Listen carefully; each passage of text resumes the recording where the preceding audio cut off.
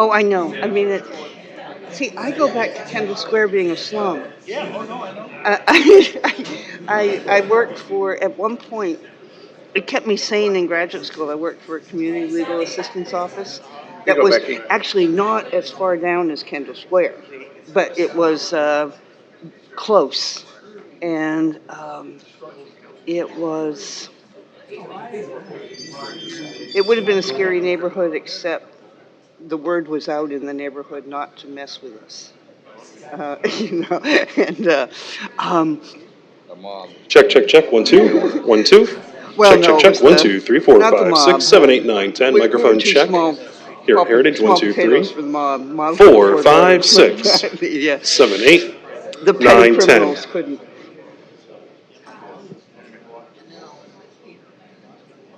Oh, for heaven's sakes! Check, check, check. You happy yet? Almost. Do you know? 1, 2, 3, 4, 5, 6, 7, 8, 9, 10. This is a microphone check. 1, 2, 3, 4, 5, 6, 7, 8, 9, 10. 1, 2, 3, 4, 5, 6, 7, 8, 9, 10.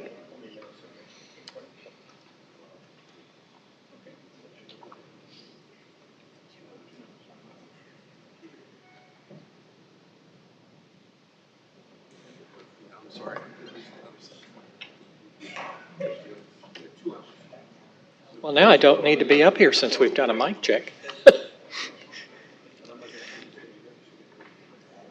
Although I do see people walking around the back of the room, I want to make sure before I start. Are we okay?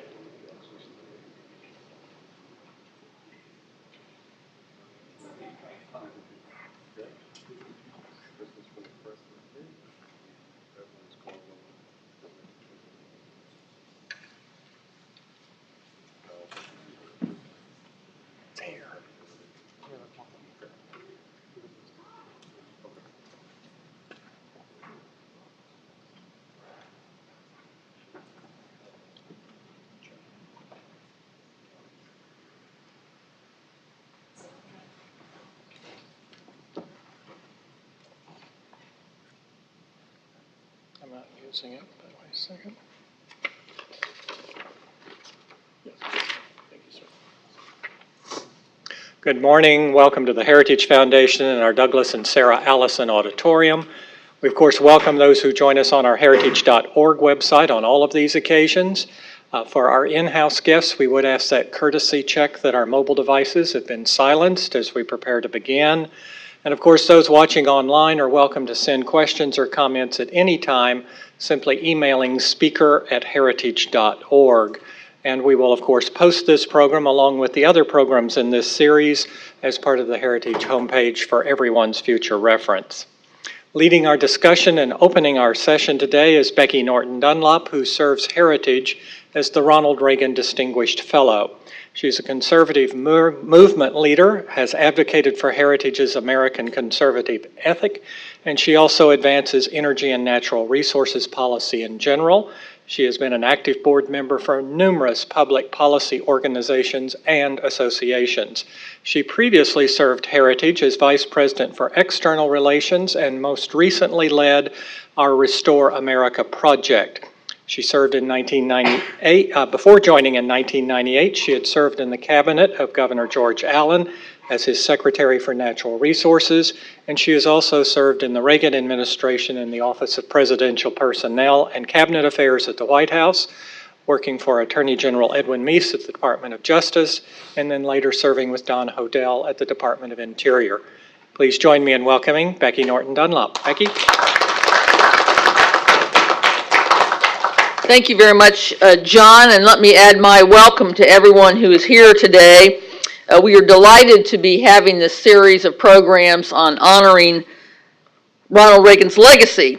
His often mocked strategy of peace through strength won the Cold War.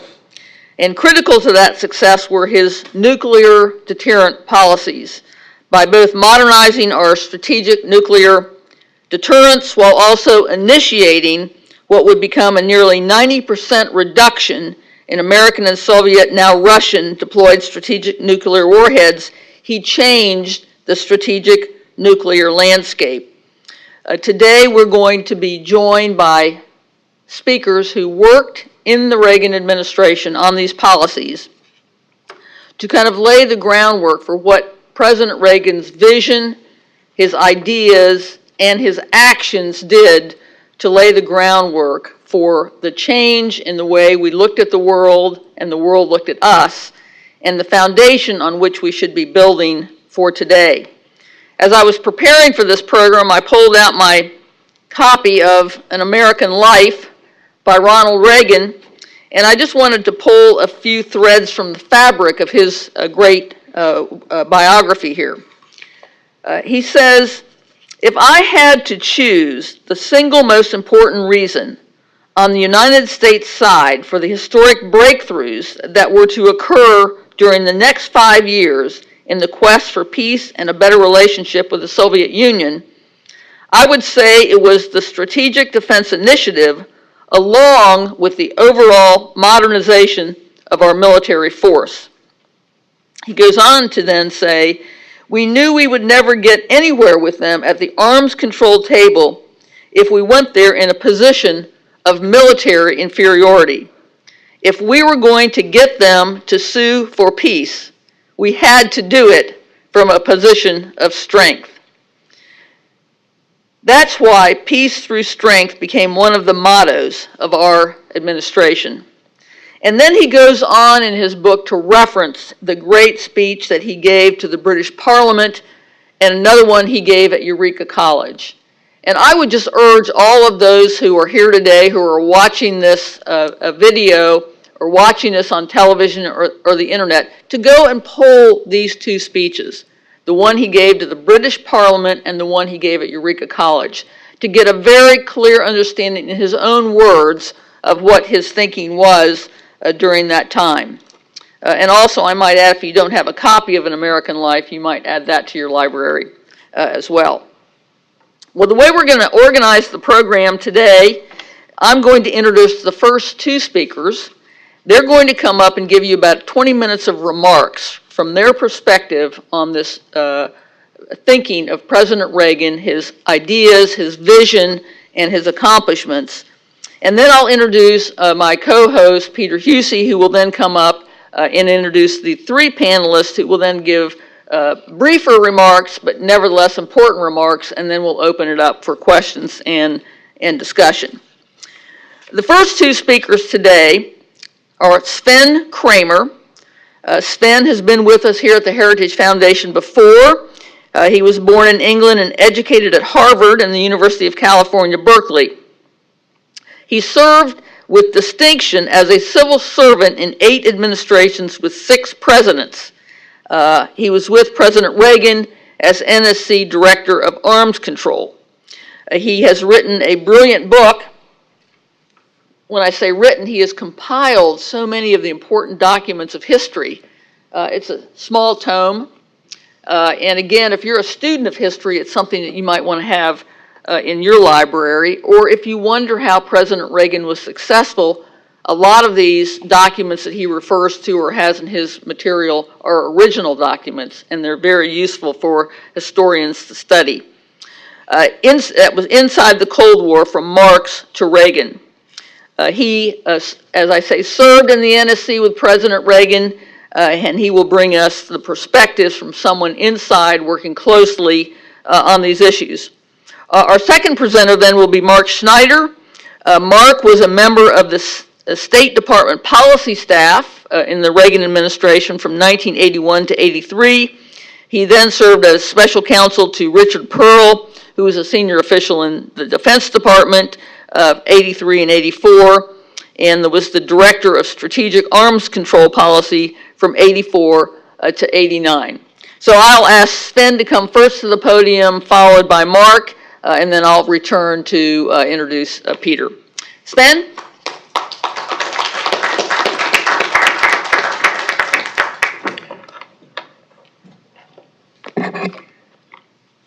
Thank you, Becky, and congratulations and thanks also for running this series on the Reagan legacy, honoring the Reagan legacy, and trying to teach to new generations, like those I see in front of me, almost everybody's younger than I, the lessons, the initiative of his initiatives, of his decisions. Also a bit about the difficulties he had within the administration and in the Congress, and of course with the media and the academy, where he was still, by and large, not necessarily in the bureaucracy, but he was called a bozo, an incompetent, a warmonger, a conservative, a Republican, which were not so popular with the established leaders in the institutions that I mentioned. That's forgotten now. It's also called, for some reason, the 80s are called the me decade. I think it was the we decade. I think the next one was more like the me decade. And he came to this job as president very well prepared, unusually well prepared. First of all, he started out as a lifeguard. A lifeguard has to make decisions quickly. There might matters of life and death. He was also, during the Second World War, an actor who made films for the American troops on how and why to fight the totalitarians, Japanese, and the National Socialists of Germany. And by the way, they were called Nazis, Nationalsozialisten. They were not fascists. The fascists were run by Mr. Mussolini in Italy, and as far as I know, the Italian fronts were not very active. So he fought National Socialism in its various forms, which I think communism and National Socialism are very strongly related. He early turned on anti-communist because his own labor union, the Actors Union, in 1947, 50, in that period was being infiltrated. And he knew that there were active measures, efforts by the Soviets, in addition to the fact that they were colonizing Eastern Europe, Stalinizing it. And so he was inbred as a freedom fighter. And the platform that he wrote, and I participated in it, there were 4 of us who did the final versions. I was working with Senator Tower, Republican Policy Committee, Bill Schneider, John Lehman, Bud McFarlane, and we worked with Bill Van Cleve in the transition and the campaign, and Dick Allen. And you ought to read that platform. I have it in my book as the major first statement of Reagan's strategy.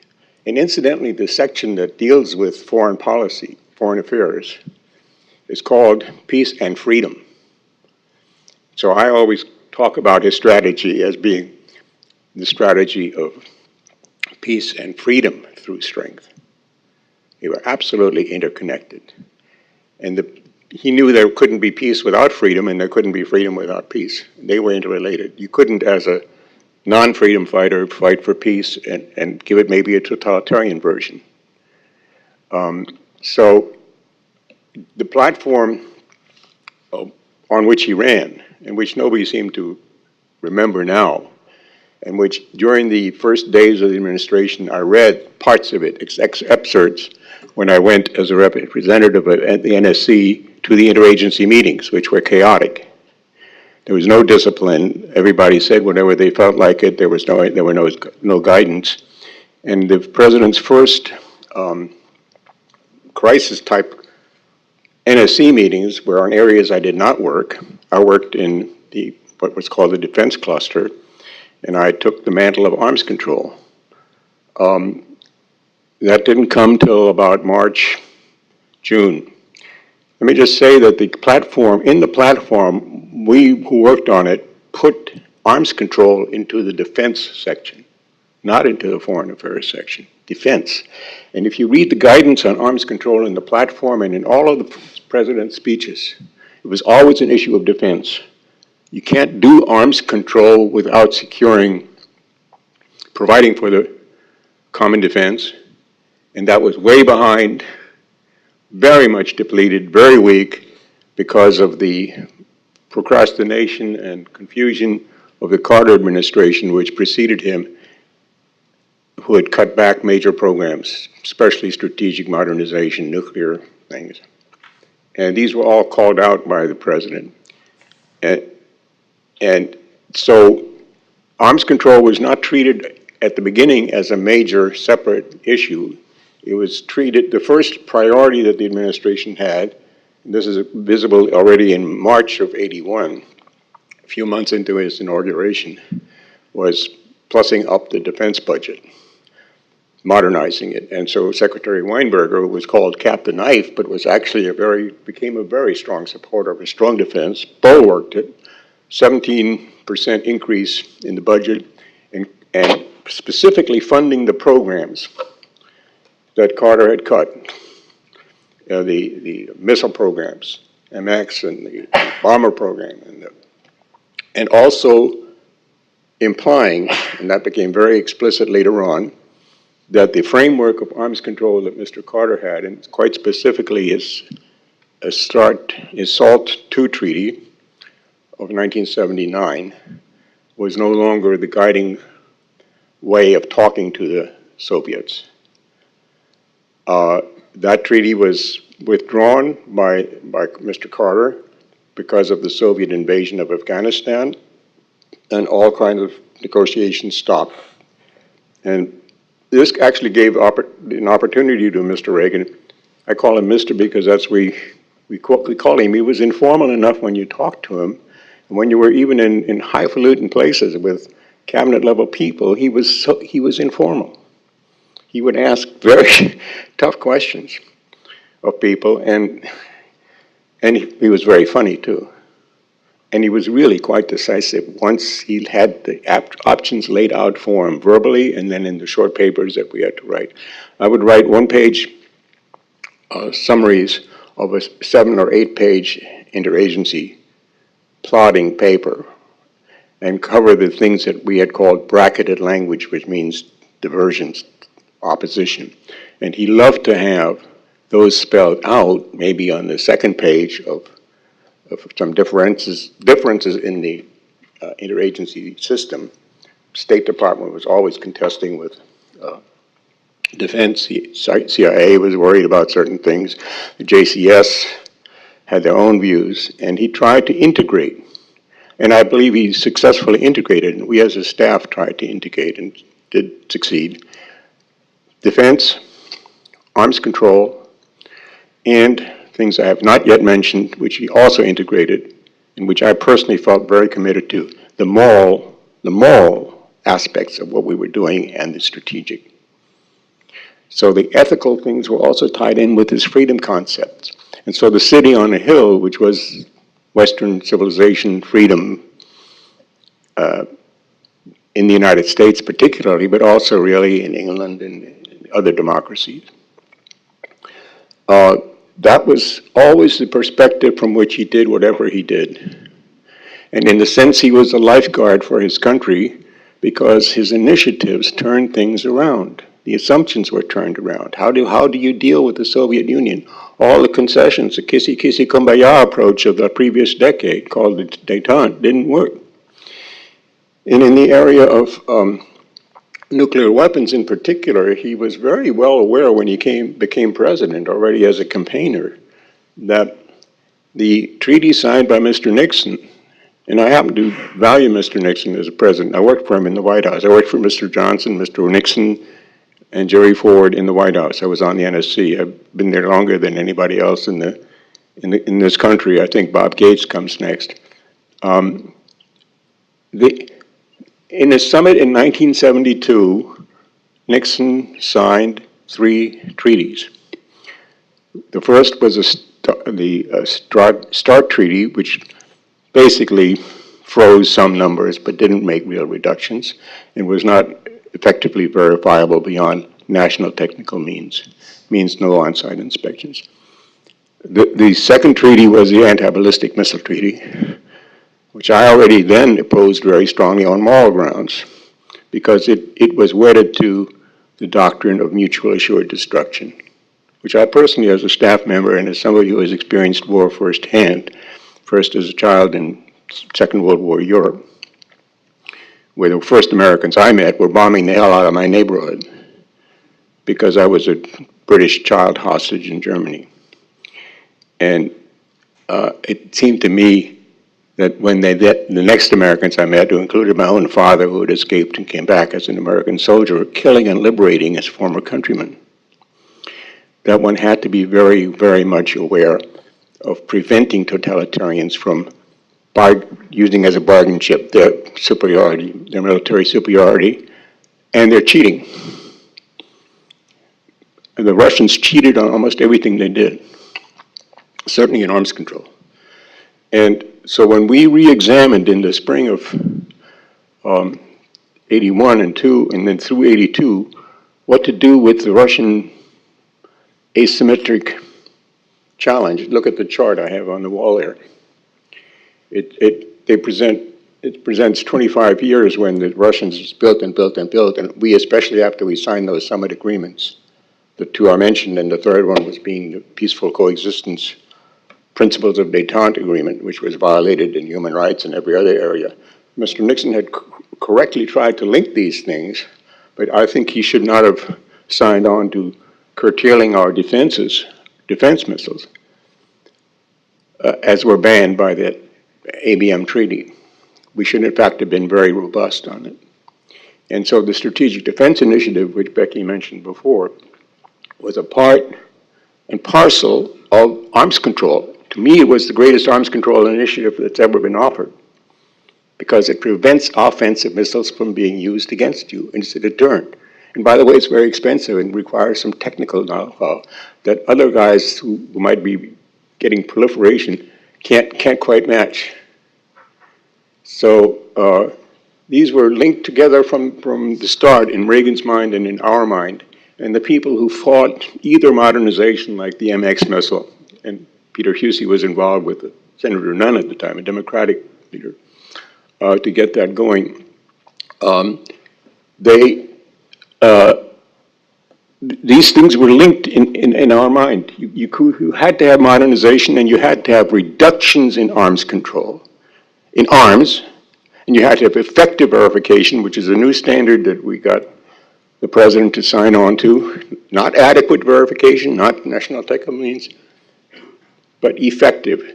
And I defined it, and that was adopted as the CIA having high confidence, not just confidence, high confidence in being able to monitor and verify every single provision in the darn treaties that we proposed.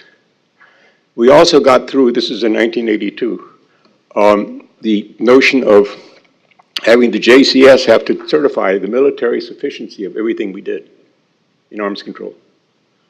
Would the United States still be able to fend off, and would it prevail in attacks? Those are new standards.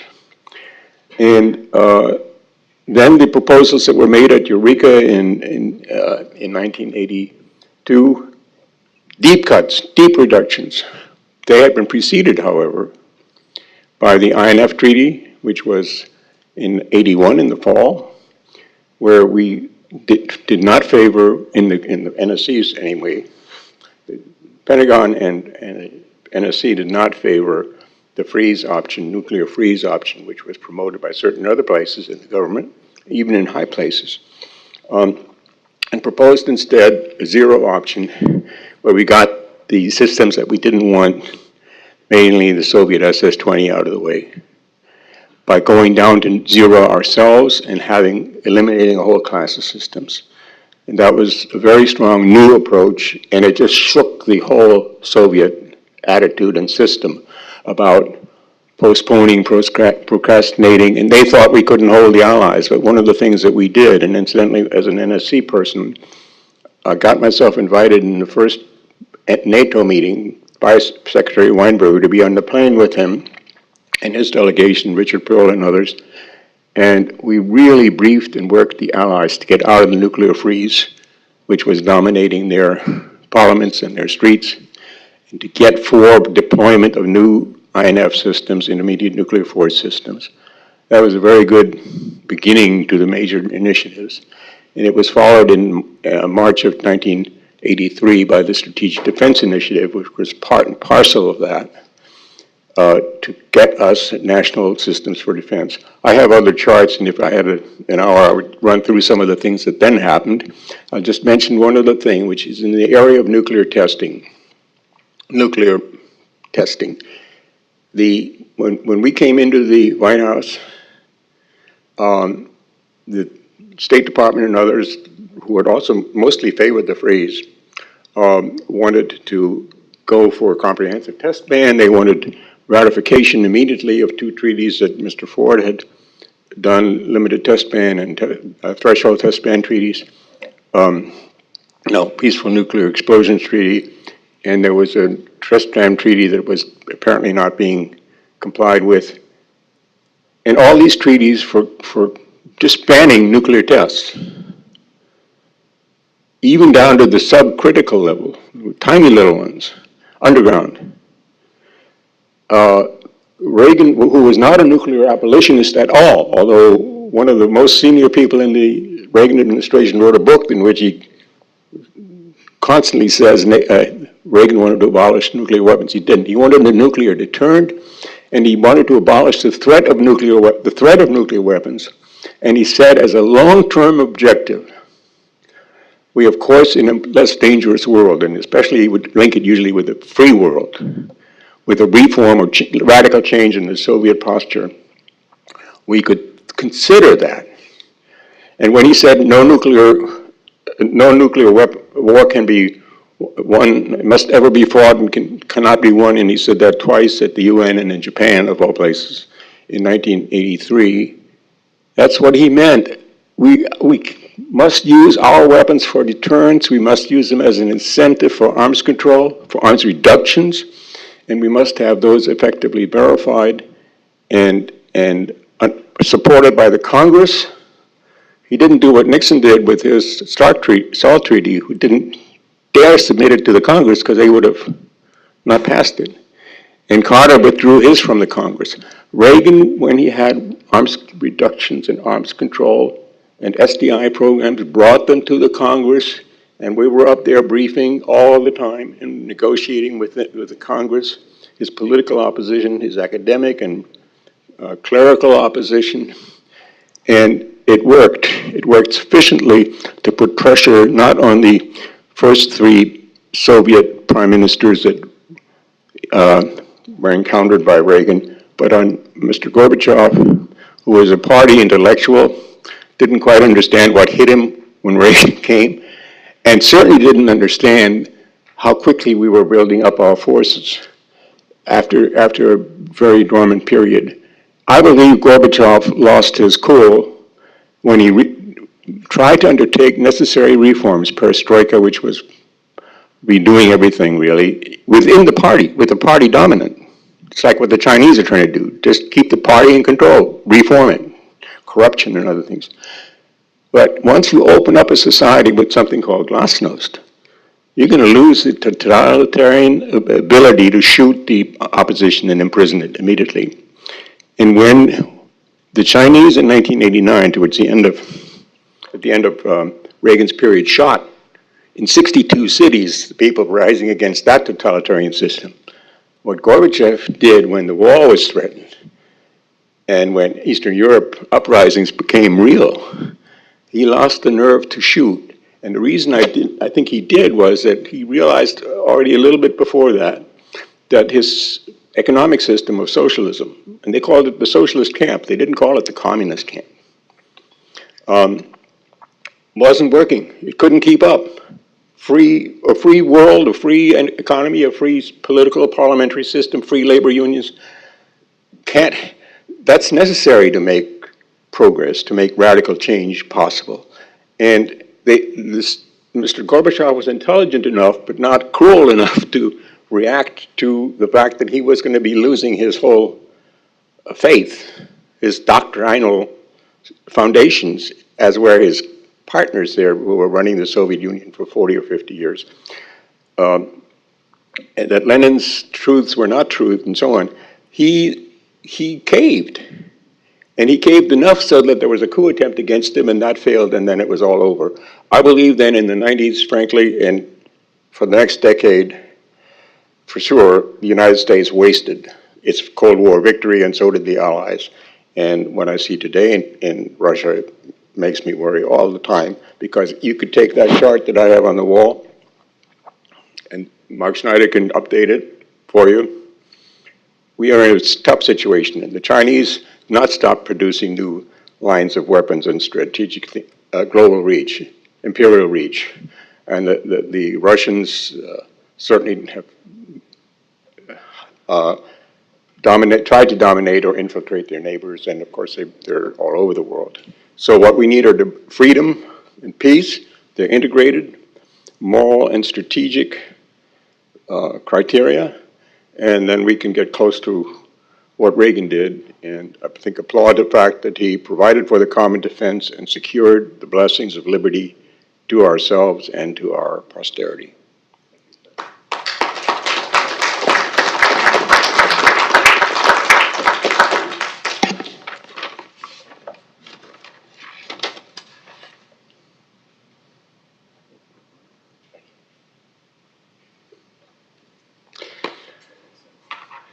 Good morning. I had the privilege in the 1980s to work for someone who was certainly the greatest American president of the 20th century and one of the greatest in American history, as just every one of the speakers on this panel have, and they all, I would add, made a major contribution to the development of some very sensible and very important policies that ultimately contributed to the demise of the Soviet Union, prevented a nuclear war, and advanced American interests across the board. As Sven noted, there are efforts today to portray Ronald Reagan as a nuclear zero president. I mean, that's nonsense. Reagan advanced an approach to dealing with the Soviet nuclear threat, which fundamentally changed what was going on in the 1970s. It was called at the time peace through strength, and I believe that's a pretty good description of what he was talking about. His policies involved the modernization of all legs of our nuclear triad in a manner that enhanced national security and strategic stability. They went beyond that. He deployed nuclear SLCMs widely, that's ship-launched cruise missiles, widely in the Navy, both on surface and ships and submarines. He deployed the medium-range nuclear missiles to Europe that resulted in the INF Treaty, and he deployed new nuclear artillery. So to call him a nuclear zero guy is just complete nonsense. And as Sven noted, he pursued a policy on arms control in which arms control was seen in terms of defense policy rather than as an end of itself or an ideological quest for some utopia. Reagan's Strategic Defense Initiative revived the rather moribund U.S. missile defense program of the Carter era and began the development of the technologies that now protect us against North Korea and defend our forward-based forces and our allies against the growing theater, nuclear and other forms of WMD attack. We still have a very long way to go, but I would ask you to consider where we would be today if our missile defense capabilities were based on the legacy Carter program, which was little more than a single underfunded program to develop a short-range interceptor to defend Minuteman ICBMs. That was a fundamental change in direction under Reagan. The world that Reagan inherited in 1981 was bipolar and very dangerous. Many of the threats that we see today were already developing, but they were not yet seen as serious threats. Soviet Union was an ideologically hostile communist dictatorship, which was in the process of spending itself into oblivion in war preparations, made worse by the debilitating effects of socialism on their economy. During the Bush administration, then Russian Defense Minister Colonel General Sergei Ivanov stated that in the 1980s, the Soviet military budget reached 40% of the Soviet GNP, which is incredible when you put this in perspective of U.S. Expenditures. I mean, U.S. military expenditures peaked at 43% of GNP during 1 year in World War II. In the 1950s, it was 10%. From that point, it declined to 5% in the Carter administration, which of course produced what was called at the time the Hollow Army, or ships that couldn't sail and planes that couldn't fly. Fortunately, we're almost back to that now in some respects. We used technology in the 1980s to compensate for the large disparity in the level of effort that was going on, particularly in the nuclear arena. President Reagan presented the Soviet Union with a significant military challenge that convinced them that they could not win, although they never gave up trying to create that sort of capability. Reagan did not end history, but he did create the circumstances in which communism ended in Russia and as a major force in the world. Faced with a massive nuclear buildup by the Soviet Union, President Reagan engaged in the most comprehensive U.S. modernization since the 1980s. Although it wasn't, I believe, even remotely comparable to the scale of what the Soviets were doing, it did create a very effective deterrent to nuclear war.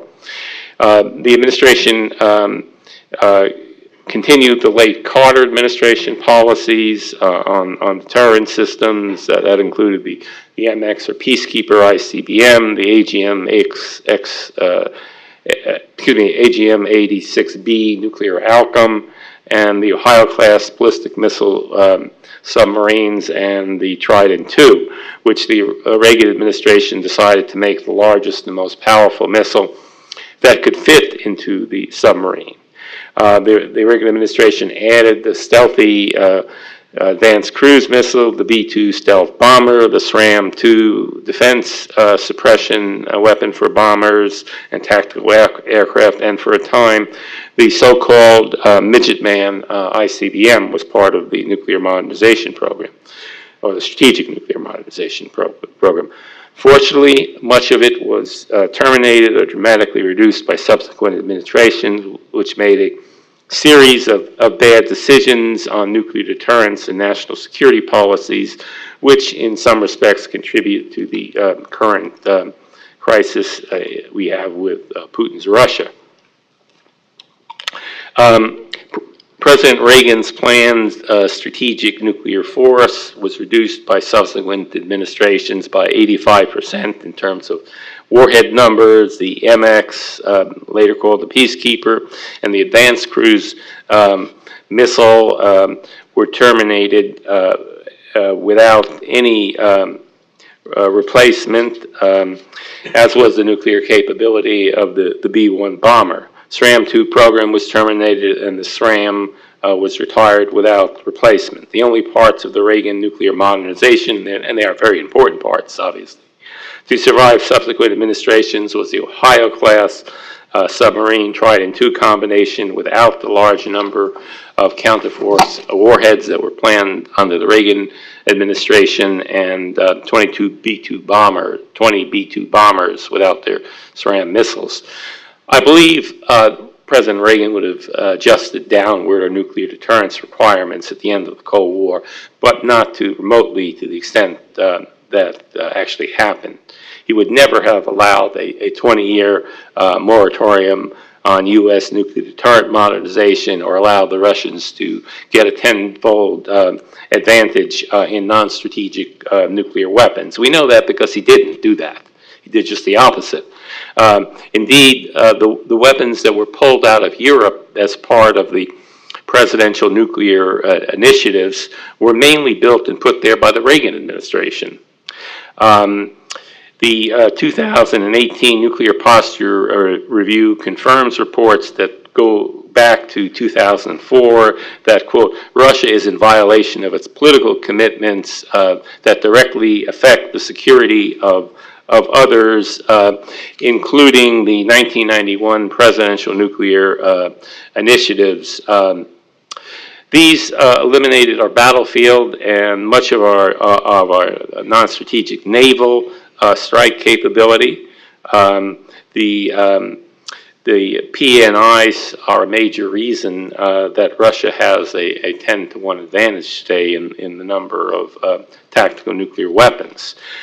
We know that Reagan would have taken action in the face of such a violation because he actually did with regard to somewhat similar issues that arose during the 1970s and 1980s involving the SALT I and II agreements on strategic offensive forces.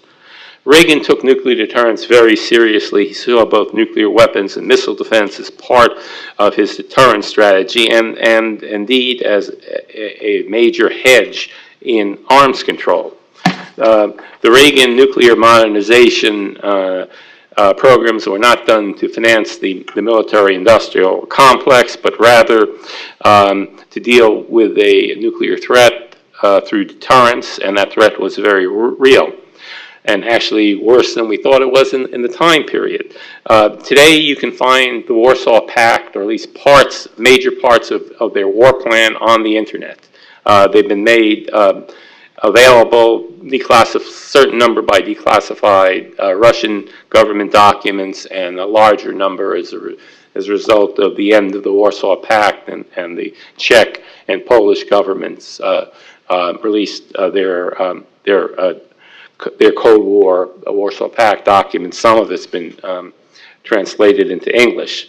Then Secretary of Defense Caspar Weinberger stated in his annual report to the Congress in 1985, quote, if we are to maintain a responsible nuclear deterrent against attack on our allies as well as against nuclear attacks on the United States, we have to continue to exploit our comparative advantage in technology.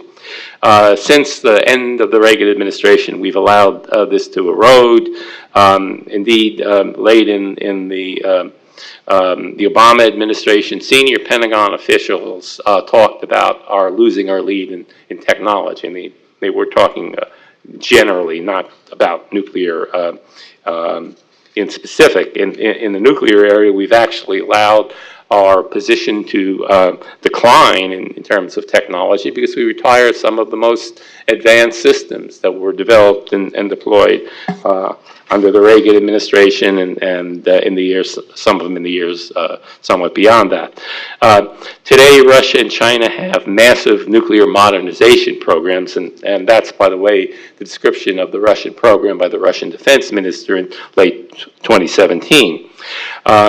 In 2016, the Obama administration told the Congress that the Chinese have announced the existence of a new nuclear version of the DF-26 IRBM, which would give China, quote, nuclear precision strike capability against theater targets. We have none at this point in time at any level of our nuclear deterrent. We do not have a single deployed precision nuclear weapon. And who would have believed that was going to happen in the 1980s? And it happened because we reversed Reagan nuclear deterrence policies. The 2018 nuclear posture review, I think, is the best government discussion of the nuclear deterrence problem, and it deals with problems that it also deals with problems which are post-Reagan. But I believe the statements you will read, if you go back and read the Reagan administration statements to Congress on defense, and here you have special kudos to Frank Millers, whose office wrote these things. They are really high quality, and they have continued relevance to deterring Russia today. The Reagan administration, as Sven Kramer has pointed out, broke with the 1970s approach to arms control. As then Assistant Secretary of Defense Richard Pearl stated, we have to have clear objectives, militarily significant outcomes, and agreements that are equal and verifiable. He also pointed out that the charge of lack of seriousness by the Reagan administration on arms control, quote, amounts to little more than that we modify our proposals to permit the Soviets to retain a vastly larger strategic arsenal than the levels the administration has proposed. The people who criticized Reagan on arms control came into power in 1993. They failed to get the START II treaty, which was negotiated by the George H.W. Bush administration, ratified and into force. They failed in their efforts to conclude a START III treaty, which was to go beyond that. They did manage to negotiate the only arms control agreement to be rejected by a majority of the Senate, the Comprehensive Test Ban, or CTBT. This is a classic example, and I think Sven also noted this in his talk, about how the approach of the Reagan administration saw arms control as a part of a security agenda, not as an ideological crusade. In the 1980s, there was only a single nuclear weapons designer at the national laboratories who believed that you could maintain a nuclear deterrent, even with testing allowed up to the 1 kiloton or 1,000 tons of TNT level, which I would add is not exactly a zero yield CTBT. In a 2012 talk delivered at the Heritage Foundation, Ambassador Paul Robinson, who was involved in negotiation himself and at the time of the attempted ratification of CTBT, he was the director of Sandia National Laboratory, and he said that in 1995, quote, we in the U.S. labs requested that the permitted test level should be set at a level which is in fact lower than 1 kiloton limit, which would have allowed us to run some very important experiments in our view to determine whether the first stage of multi-stage weapons, which is thermonuclear weapons, the only type we have, was indeed operating successfully. If the first stage fails, you basically have a dud. Reagan revolutionized our approach to arms control compliance, as Sven has mentioned. He actually responded to Russian violations of the SALT treaties in 1986 by terminating U.S. adherence to them under and agreed with Russia or Soviet Union no undercut policy.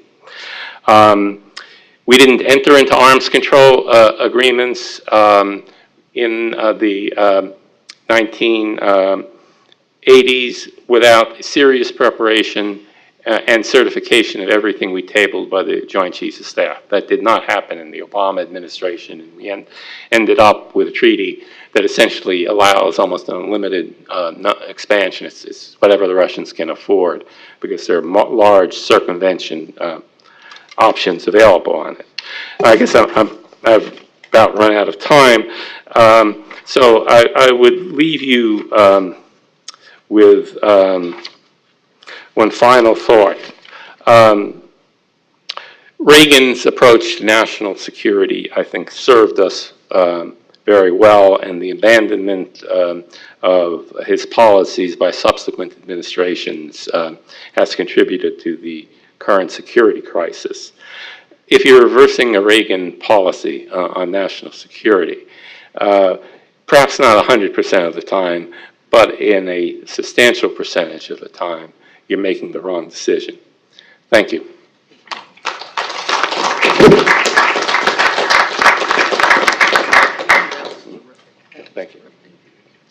Thank you very, very much. Both of these presentations are very excellent. Just thank you so much for being here, both of you. You know, the Heritage Foundation is very fortunate when we host programs like this to have co-sponsors or co-hosts. And I want to acknowledge today that the Reagan Alumni Association is one of our co-hosts, and the American Foreign Policy Council is a co-host.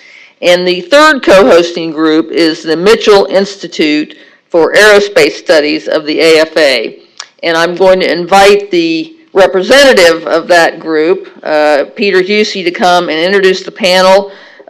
Peter was active, as you heard, with Senator Nunn on Capitol Hill. He was an active proponent of the Reagan policies during the 1980s and continues to be today. Peter, please come up and welcome the rest of the panel members. Thank you so much. Thank you all for coming here. I want to say particularly thank you to Becky. When we went and sat next to each other at a conference, I think back in October of last year, I said to her, we really have to regain Reagan's legacy and an understanding of it. And she said, I had the same idea yesterday. So that's how this was born. And she said, would you like to handle the national security and defense aspects of Reagan's legacy? Before I introduce my wonderful guests here, I want to just lay out a couple things.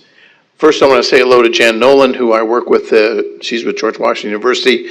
We do a project of placing nuclear fellows on Capitol Hill. And my friend Willie Curtis, formerly with the Naval Academy, a professor who's now retired, who invited me over a period of 6 years to come and lecture at the Naval Academy on nuclear deterrence. And that was an extraordinarily honor to do that, Willie. Thank you for being here. I went back and looked at a 1979 Senate and House Armed Services Committee report on nuclear weapons. This is before the Soviets invaded Afghanistan. Every single nuclear weapon program was cut from the president's budget request. That's Carter's request. Everything from the B-52 to the B-1, the B-2, RDT&E. For MX missile, RDT&E, there was no procurement money, as well as I said, including the D-5 and the Ohio-class submarine. Every single program was cut. And then I went and looked at 1981, Ronald Reagan's first press conference. The first question was from the AP reporter and said, do you believe in keeping the SALT II treaty, which, as you know, had been withdrawn by President Carter from the Senate after the Soviets invaded Afghanistan, and we were under no legal obligation to abide by it because we'd never ratified. Senate had never agreed to it. And the president said, basically, how can you call that arms control? Because as we all know, it allowed a buildup to about 13,000 nuclear warheads under the SALT II treaty. And I was sitting in the back of the room against the wall where they put young people who were guests, and I was doing some public diplomacy for them. You could hear the gasp among the press corps about the fact that he said, basically, I don't want to abide by SALT II. The second question was from the head of the UPI, and the question was, do you believe in détente and peaceful coexistence? And the president said no. And again, the audible gasp from the audience was extraordinary because the president went on to lay out what it was the Soviets were up to during peaceful coexistence and détente. And he said, I have a better idea, and that is we win, they lose, which also didn't make any of the folks there now. In 1981, we then inherited a narrative that we should do SALT II, which allowed a build up to 13,000 warheads, and we should also accept peaceful détente and peaceful coexistence. That's 1981. What about 2017? What did we inherit? We inherited the idea that the only way to go on nuclear weapons was towards zero, by the same people that said we should maintain SALT II. The same organizations, many of the same people, but then it was go to 13,000 warheads, that's okay for the Soviets, and now we're going to go to zero. Notice the extraordinary difference. The other thing was that we shouldn't modernize. That was the commonality. That arms control, even under SALT, don't modernize, cut peacekeeper, we don't need the MX missile. The D-5 missile was a hard target kill capable weapon, don't need that. And what's fascinating is that in 1979, at the height of the Cold War, the Senate and House were cutting every single weapon system, even though at the time, the SALT process allowed you to go to 13,000 warheads on the Soviet side. And so I think in that context, looking at where you are today, the revolution that Reagan created, which was, instead of looking at the nuclear freeze as a means to get rid of everything, he looked at reductions as a servant of modernization, so we modernize while reducing as opposed to not doing anything and freezing. Completely turned arms control as traditionally thought on its head. And that's why I've asked some of my dear friends who are the top people in this business to come here and speak. First will be Frank Miller, who, as you know, headed the Strategic Forces Policy Office in the Office of Secretary of Defense between 1981 and 1989, and Deputy Assistant Secretary of Defense for Nuclear Forces and Arms Control Policy between 1989 and 1993, and now he's the principal at the Scowcroft Group. We're also going to hear from Ty McCoy, who I knew during the Reagan administration because he was both acting secretary and acting undersecretary of the Air Force, and I was a consultant to the Secretary of the Air Force and the Special Assistant for Peacekeeper, General Gordon Furnell. We'll also hear from Susan Cook, who was the staff analyst for Strategic Defense and Space Arms Control in the Office of the Assistant Secretary of Defense for International Security Policy between 1985 and 1988, as well as Special Assistant to the Deputy Assistant Secretary of Defense for Nuclear Forces and Arms Control Policy between 1982 and 1985.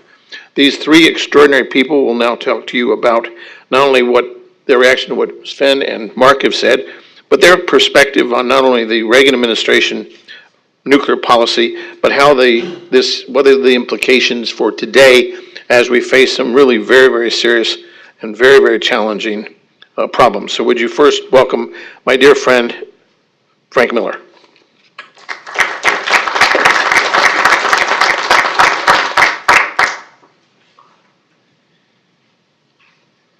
Thanks, Peter, and thanks for having me, and Becky, thanks for having me. Let me start by saying that I'm really thrilled to see all of the younger people in the audience, because over the past several months, as I've made about 20 public appearances defending the nuclear posture review, it turns out that there is a lack of understanding and knowledge about the past and about what U.S. nuclear deterrence policy is and what it is not.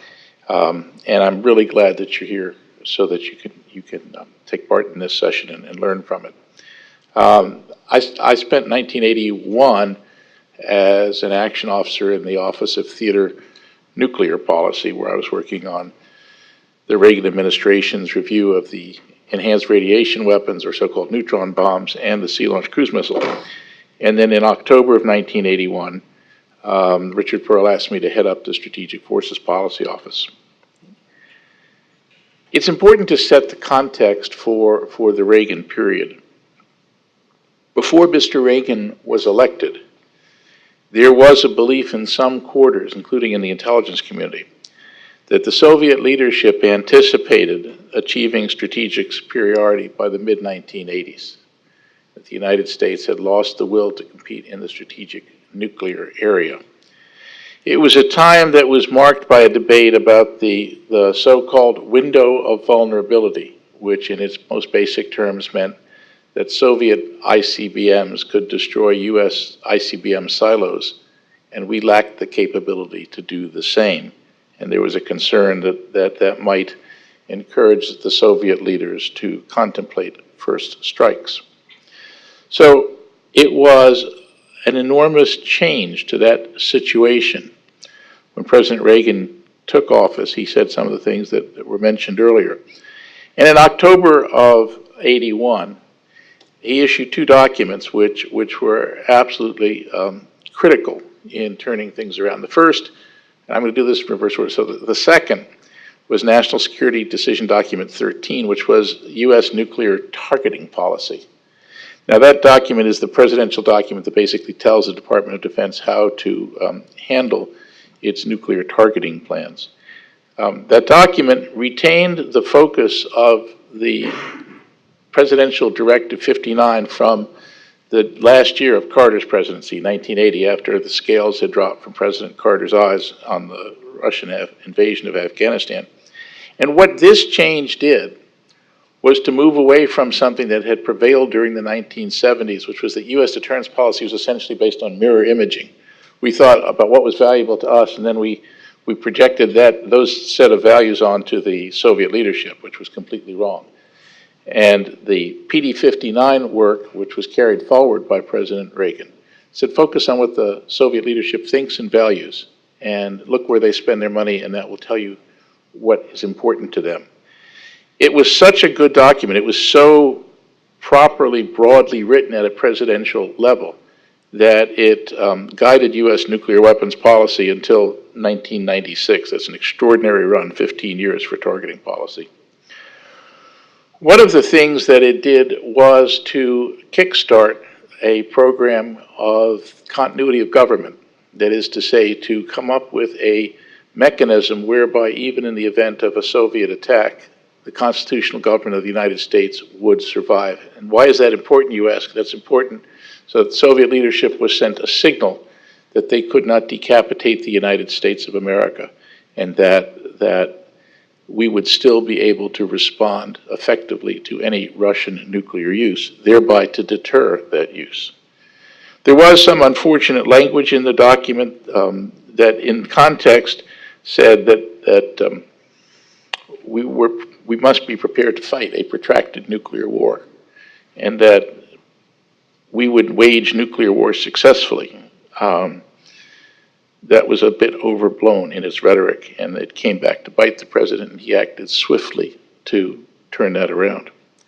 But NSDD-13 was made all the more powerful by its conjunction with NSDD-12, which was issued the same day. And NSDD-12 made clear the Reagan administration's commitment to build a strong nuclear deterrent. It stood in sharp contrast with what many, including Soviet leaders, saw of the Carter administration's plans, dithering in decision and discomfort with new nuclear systems. And as my colleagues have already said, it fully modernized the entire triad. And most importantly, in my judgment, it brought about the introduction of the Trident II D5 nuclear missile, which is still in the force today.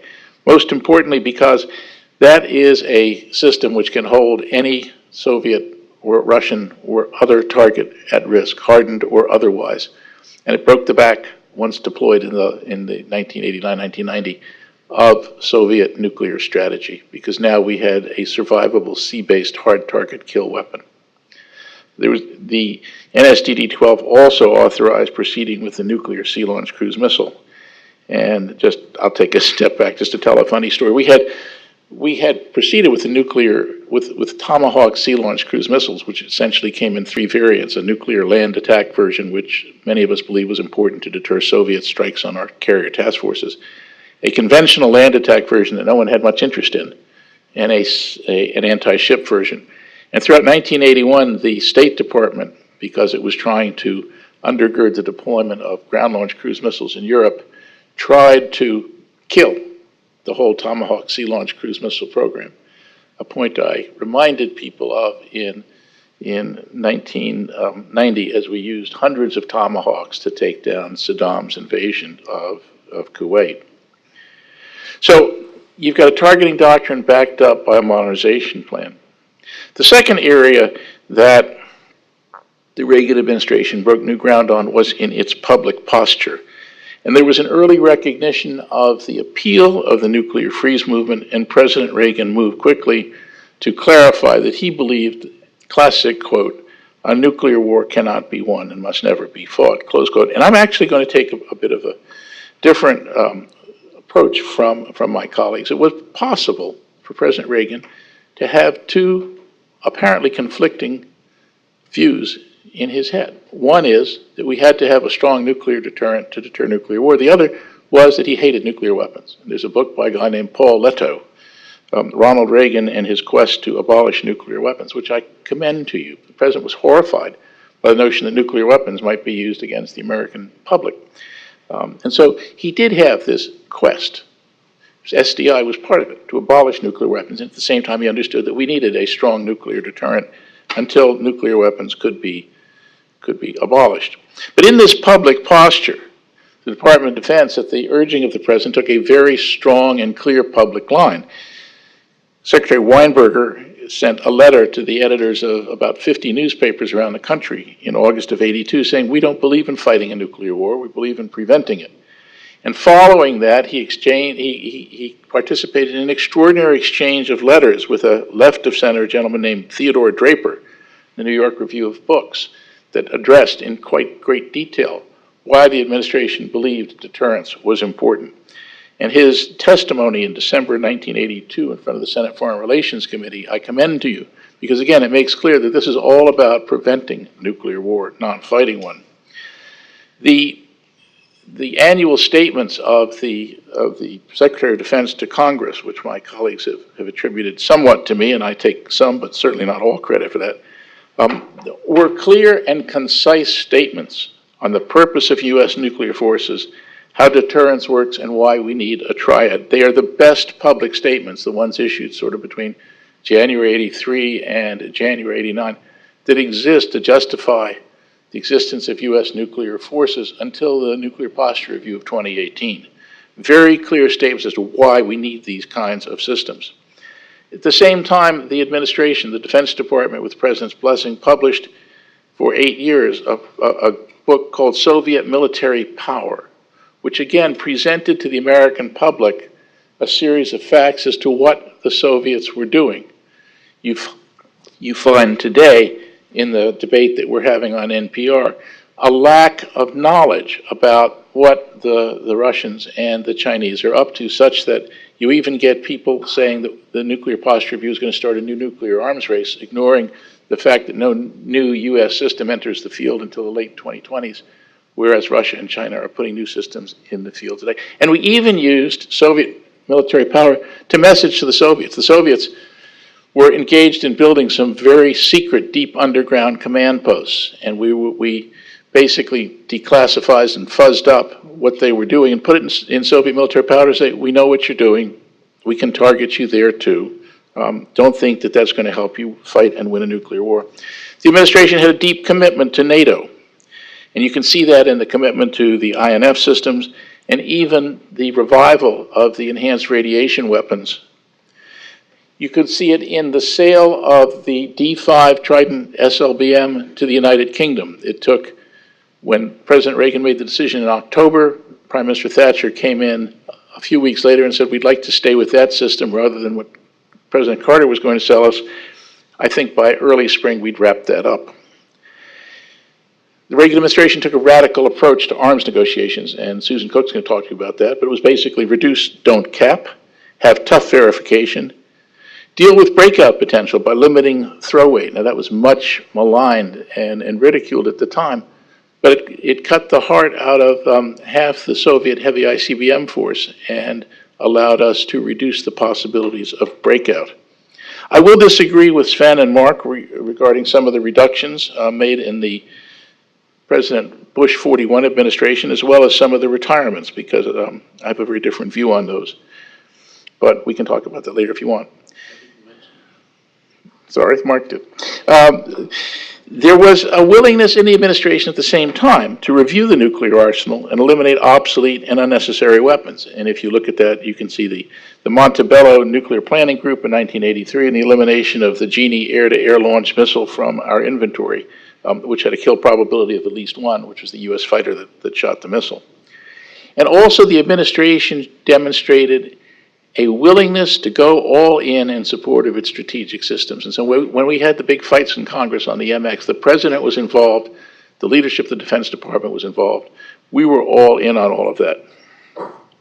Within the department, Secretary Weinberger undertook a rigorous oversight for the strategic modernization programs in a manner that has been commended to Secretary Mattis today to ensure that those programs and initiatives remained on track. And in the mid-'80s, Secretary Weinberger authorized a complete overhaul of the nuclear war plans and recast all of those war plans to be consistent with policy because the war plans had become inconsistent with presidential policy. There were two big surprises, and I'm going to stop speaking now so I can give my colleagues some time. Happy to talk about them in the Q's and A's. Two big surprises that I was involved in. The first, of course, was the Strategic Defense Initiative, for which K.T. McFarland and I wrote the speech, which was supposed to be a speech about MX. Well, it turned out a little different. And then the Reykjavik summit with Gorbachev, where there was a proposal to eliminate either all nuclear weapons or all ballistic missiles. But again, those are things we can save for Q&A. So thanks very much.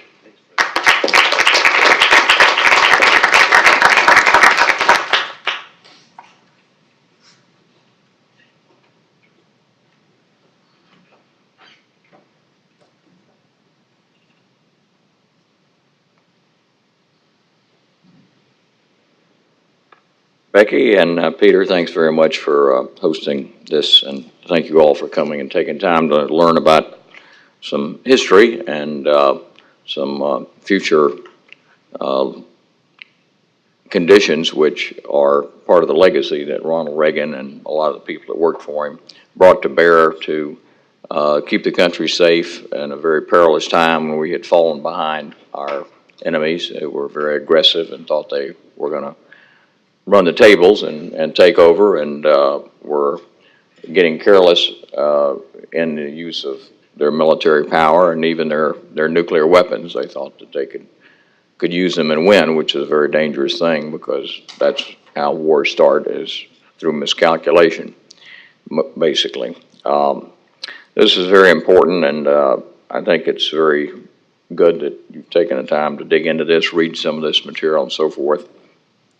I'm going to just mention a couple of macro things real briefly. I'm going to go through some things pretty fast so that there's more time for questions. As you all know, and I took a key from the very good big tome that Sven put together about the Red Menace. I call it the Red Pandemic, which began really with Marx in the mid-1800s through Stalin in the 1930s, where they were growing and breathing life into their movement and their ideas and their carelessness and their terror and so forth.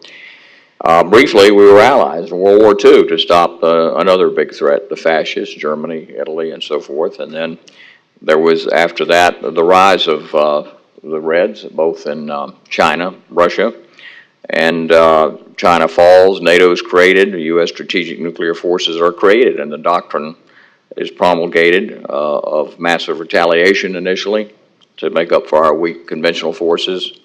Flexible response later, containment, collective defense are formulated. Proxy wars in Korea, Vietnam, and other places take place as the expansion proceeds.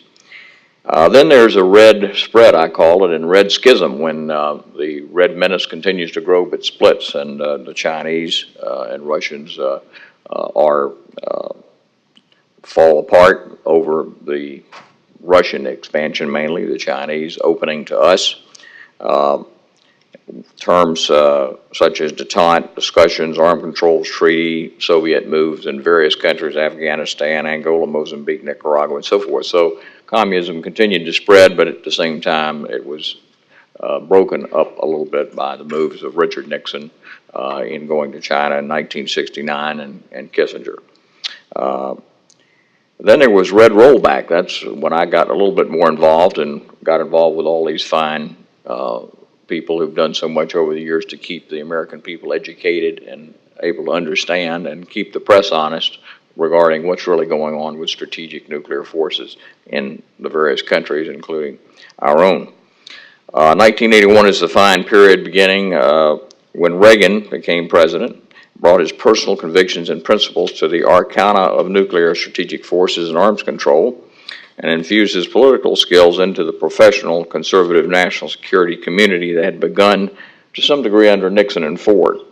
An important aside, however, it must be noted that under Nixon and Ford there were strong efforts in the mid-70s by Schlesinger and Rumsfeld. This is a 1978 report, which I was the editor and co-author of, the SecDef report, which began to take a look at how weak we were. The earlier reports that we wrote, I was in the SecDef's office from 72 to 77, that Schlesinger put together when he changed the Strategic Integrated Operations Plan, a rewrite of the nuclear strike plan of the United States. I was part of that. It was, I think, NISM 246. There were three options at the time: counter force, counter city, or everything. And that included the Warsaw Pact, Russia, and so forth. Pretty much like dropping a meat axe on the problem if we were attacked. And so we rewrote it to 24 options. And Schlesinger said, no, that's too many. I can't go take 24 options to Nixon. He's not going to take 24 options. He didn't get it.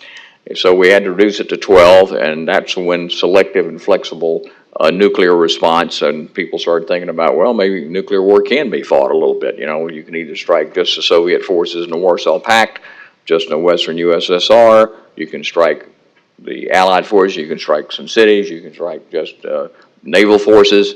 That's the way the thing was rewritten in the mid-70s, as well as leadership targets, which we worked on very much with demographers, as well as not only leadership targets, but something that we figured out that really got the Russian attention was demographic groups, because the Soviet Union is run by, I can't quite remember, I think, Great Russians, and then a little bit bigger group is White Russians, and then a bigger group is Russians, and then there's everybody else.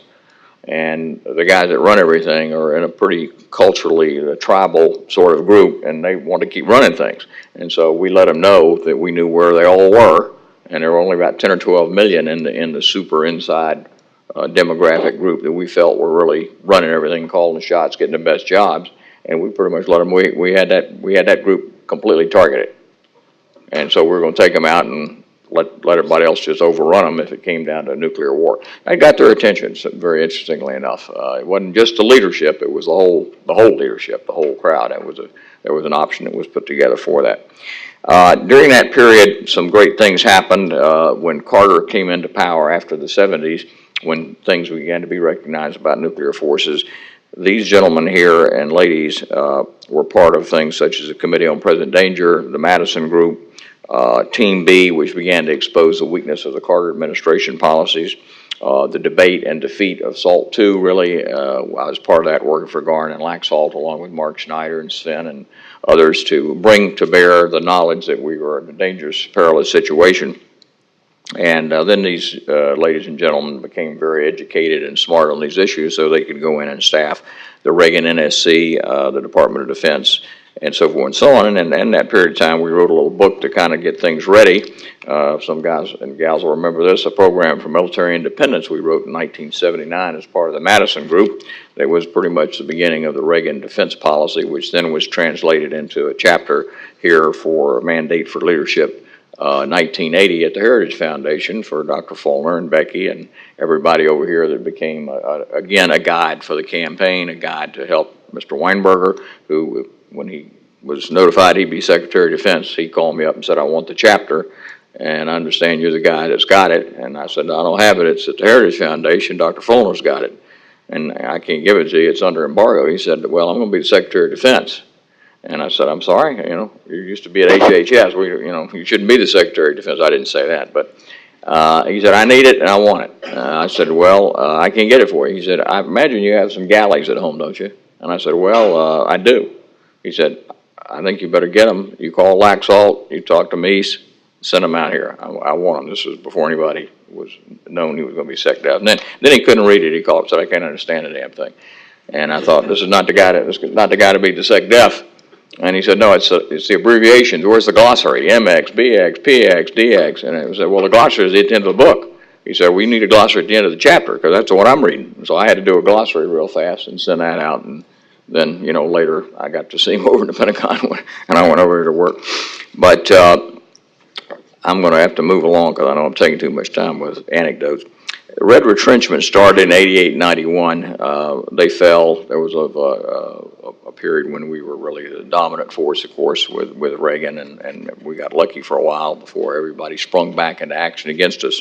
The Reagan legacy. Reagan had a lot of personal experiences, they mentioned, from his work and leadership of the Screen Actors Guild. He knew what the communists could do, what they would do, what kind of active measures they would undertake. But he had strong political convictions from that, and knew that he could defeat him, because he had defeated him to some degree in Hollywood.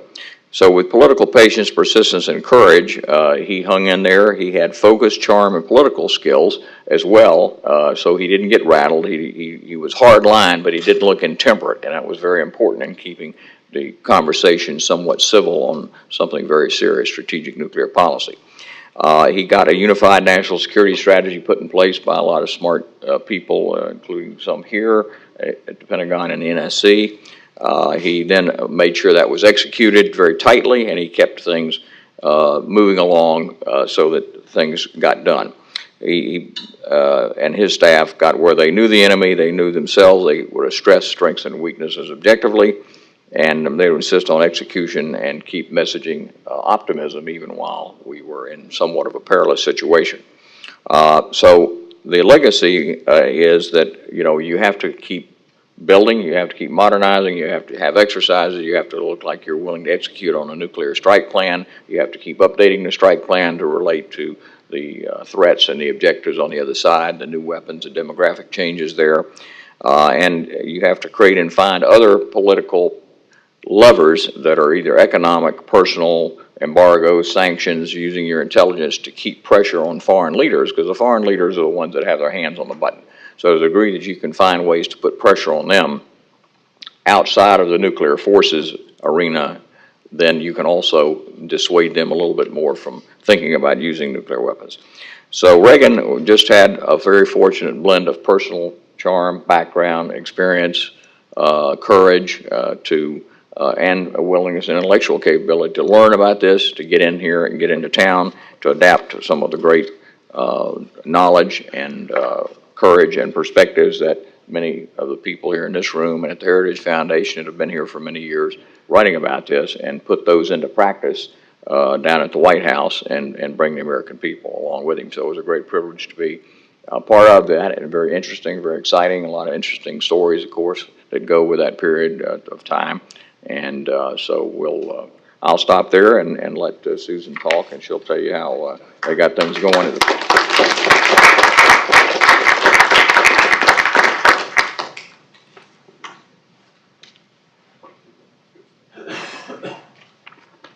I will try to be very quick, partly because it's a great advantage being last. I can say, yes, what they said.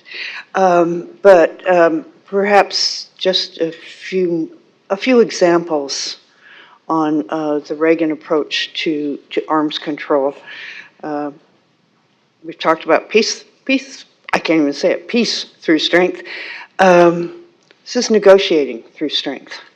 The path-breaking Reagan achievements in arms control would not have been possible without our modernization programs.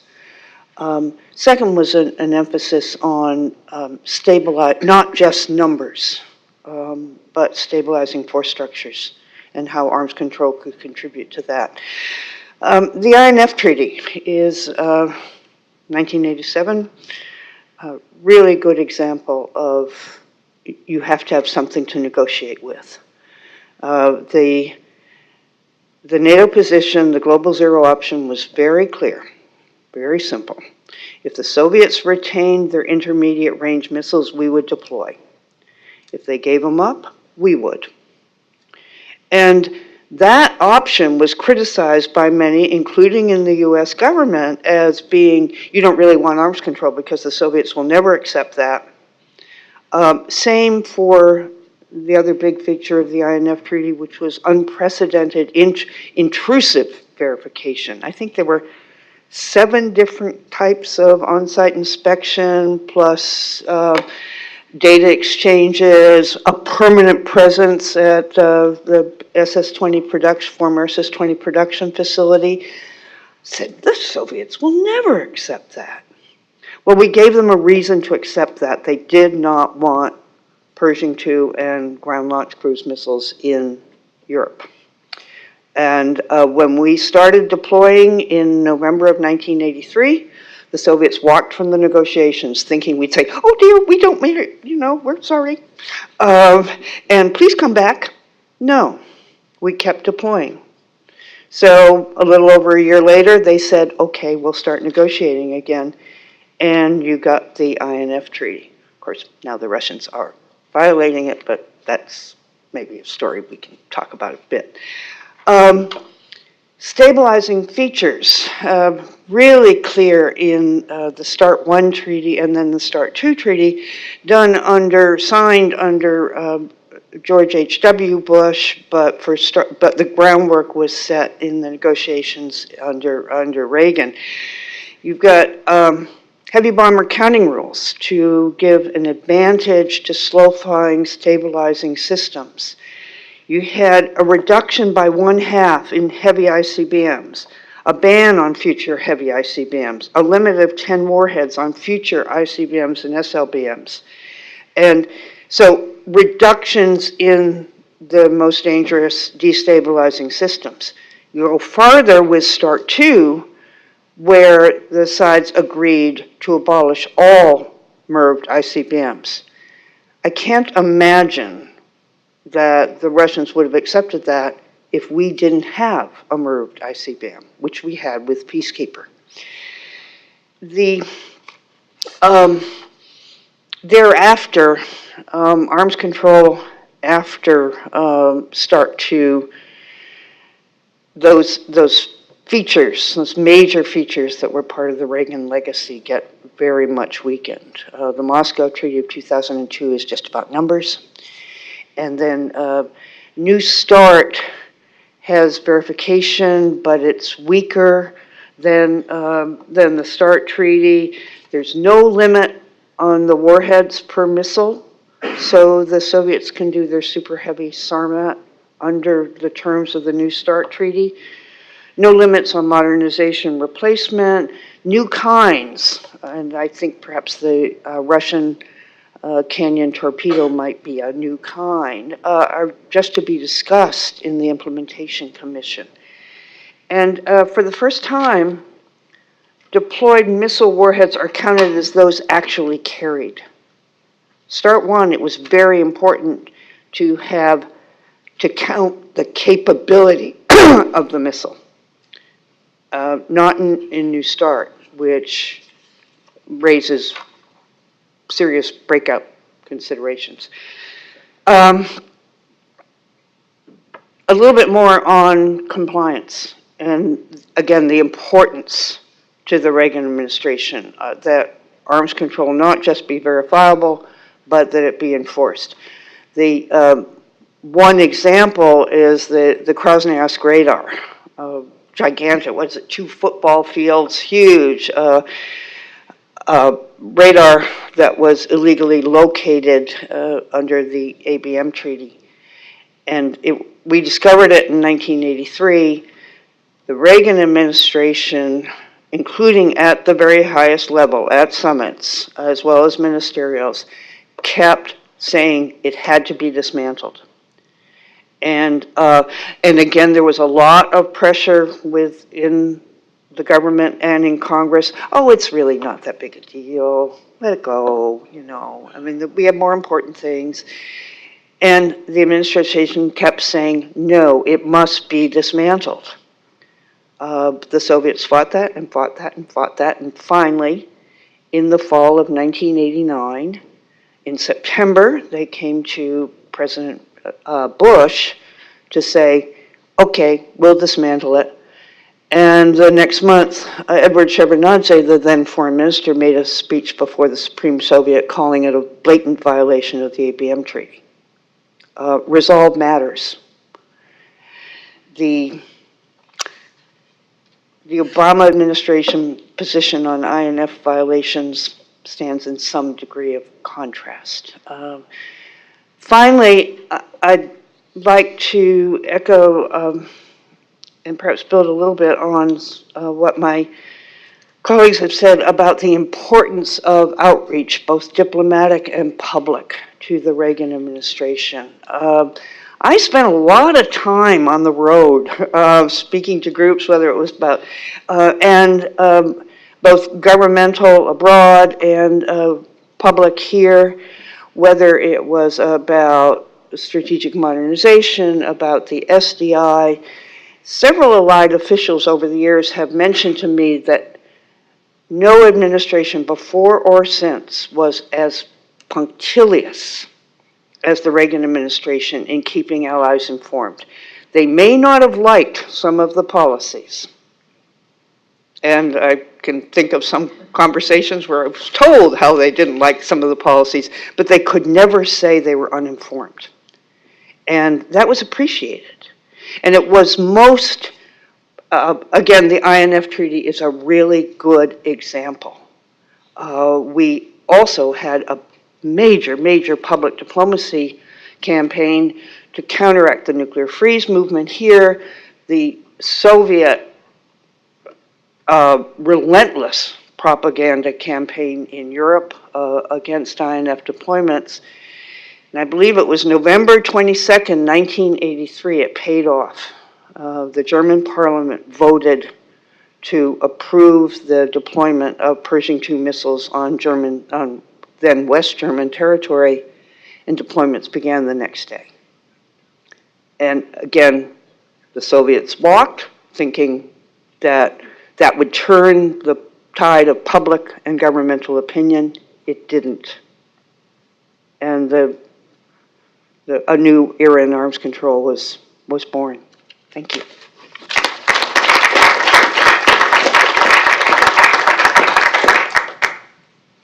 Thank you, all five of our panelists and speakers. They did an extraordinary job, and I hope some of you who are here today will go and look at this and go through it again as it's on the Heritage website, and we hope to find a way to make this available to all the universities, colleges, and high schools, their history departments, and their political science departments.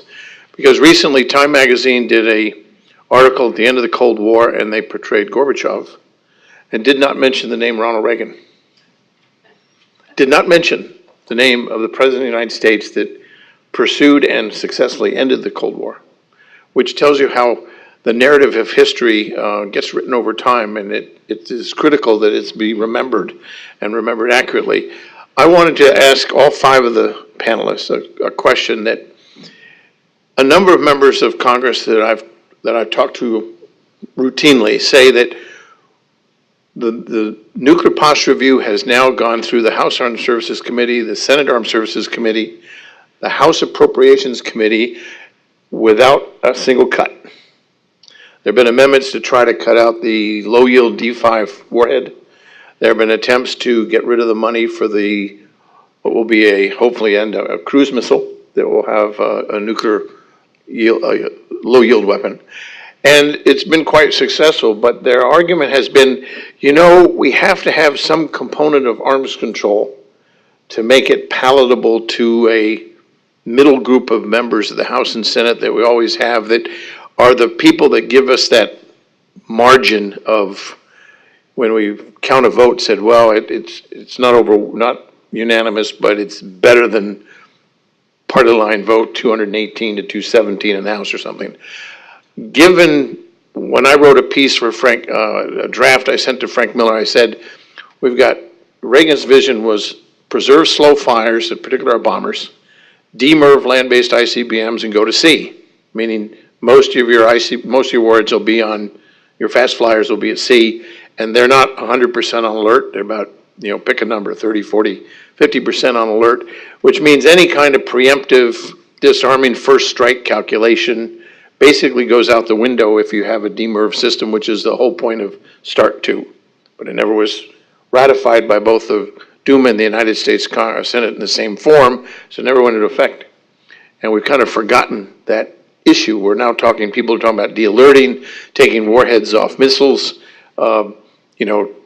changing the computers so you de-target, which is what we did supposedly in the Clinton administration. So my question is, do you have an arms control component, particularly when you have a Russian government that is violating the INF, violating, according to my friend Mark Schneider, New START, and not much interested in arms control? We had a program called Megatons to Megawatts, where we took Russian nuclear material, took it out of their bombs, shipped it to America, put it in power plants, and burned it in nuclear power plants. As Madeline Creedon says, that was a great program that Bush 43 initiated, and that's Putin has said, put a kibosh on them all. So the question in my mind is, do we need an arms control component, or do we substitute something else as a complement to what we do in the modernization era as a way of moving forward and cementing, which is a consensus to go forward on the nuclear posture review, but it's certainly not overwhelming, and as I said, a switch of 25 votes either way could change that. So with that preliminary, Sven, we'll start with you, and then Mark, and on down the panel. Yes. My answer reflects Reagan's experience, desire to have bipartisan support for a policy. And in the 70s, already, he was reaching out to the Committee on the Present Danger, which was completely bipartisan, nonpartisan, it was Paul Gene Rostow, and others, and we in the platform and others in other formats drew very heavily on that nonpartisan, bipartisan behavior. And there were Democrats who were Jackson Democrats, so-called. Richard Perot was one of them. The people I just mentioned were among them. The AFL-CIO was among them, that were very pro-defense and very anti-Soviet on the human rights issues. And they supported Reagan, and Reagan drew on them, and we briefed them, and they briefed us. And that carried forward, and so people understood from charts like this one that I put up there, and I have 4 more. I could show you why we would talk about a first strike threat, why we would talk about the asymmetries and brief and take questions and go to the schools and go to the Congress over and over again and do this is the first of the Soviet military power reports. We did one of these a year. The first one was only on the Soviet forces, Red forces. We insisted from the NSC that they add the blue so you could see the asymmetry. This chart on the screen is based on that. I would take each edition of these, one a year, to the Geneva talks with the Soviets once they started. And they started in an intense way in '85 only when Gorbachev came in. Chernenko had approved it. And I would bring 5 of these to the negotiation deputy, the Soviet, always a general, and always we knew the intelligence guy. And I would make public ceremony of handing him 5 for his information. And the first time I did it, he would say, "Mr. Kramer, don't do that." I said, "Why not?" He said, "There are secrets in there." See, and I said loudly, "From secrets," and people would surround us. From whom? From the civilians in the delegation. The Soviets did not tell their civilians, even in an arms control negotiation, what this basic data was. And I said, this is in the New York Times, the Washington Post. This is studied in our universities. You need to open up. How are we going to agree on what reductions to make from what database unless we have the basic information and you have it? He never said it's wrong. He never said it's a lie. And they could not refute that. And the same thing happened in the Congress. And if we did anything like this today, we should draw bipartisan, nonpartisan support of what? Of facts, of asymmetries, of Soviet violations. We issued the first violations report from the White House in 1984 in January. We had it supported by the General Arms Control Advisory Committee, the GAC. That was nonpartisan. We had commissions for other things. We had verification, testimony on a nonpartisan basis. That's how you get it through. That's my answer. Thank you. Mark? Your question, do we need arms control? Okay, thank you. Do we need arms control or is there something better? Arms control, generally speaking, hasn't worked very well. One of the major reasons has been noncompliance with these agreements. Russia, but certainly not limited to Russia. It's in many respects endemic in the multilateral agreements. Ronald Reagan said in 1982, and I suspect Fred probably wrote the speech, simply collecting agreements will not bring peace. Agreements genuinely reinforce peace only when they are kept. Otherwise, we are building a paper castle that will be blown away in the winds of war. Now, as I mentioned in my talk, Reagan terminated the SALT I and SALT II treaties, agreement and treaty, because of multiple Russian violations of them. And it actually had an enormous positive effect on arms control. I mean, within months of this action, we achieved the great Reykjavik breakthrough on both INF and the STAR Treaty. Now, as Susan pointed out, the fact that we were deploying the medium-range missiles in Europe had a big role to play in this. The other thing, of course, was the Russians are totally paranoid. That everything that they see in Aviation Week, they assume is true. They even if it's just discussion of a concept that never got anywhere. And we had a program to put an earth penetrator warhead, which was much more effective against hard, deeply buried targets on the Pershing. Now, the program was canceled, but the Russians believe their own propaganda, and that was also one of the big reasons we made the Reykjavik breakthrough. Now, to contrast this with the INF Treaty, you had Barack Obama in, let me see if I could find the exact quote here.